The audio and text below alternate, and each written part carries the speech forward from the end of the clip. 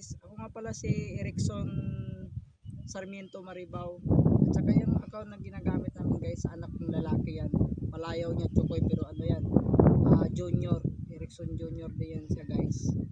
So ngayon guys, ang pakita ko sa inyo, umaga pa ako nag-umpisa mag-spray para sa brudan at saka lanit para kasi ito kasi mga dahon nito guys.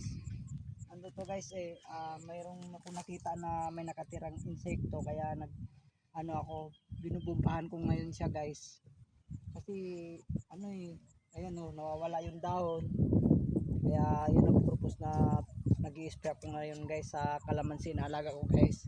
Nandito nga pala kami sa Baliwag, Bulacan guys. Maaga ko nag-umpisa spray guys kasi medyo malawak yung kalamansi na alaga ko guys.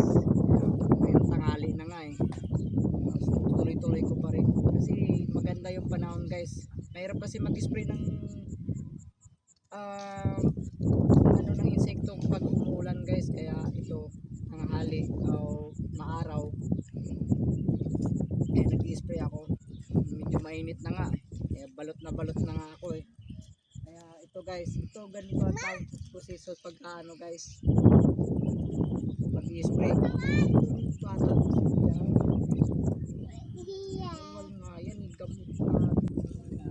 Ito guys, tuloy ko lang.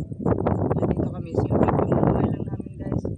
Kasi ito, focus talaga ako dito sa alaga ko mga kalamansi ngayon guys.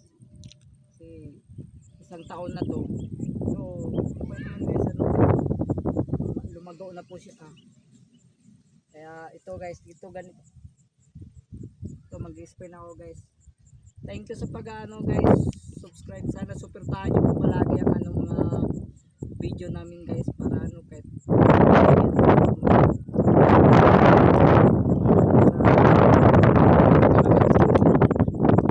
para kung nag-aalaga ng mga kalamansi yung bago pa lang mag-umpisa para may makukuha din kayong kaalaman.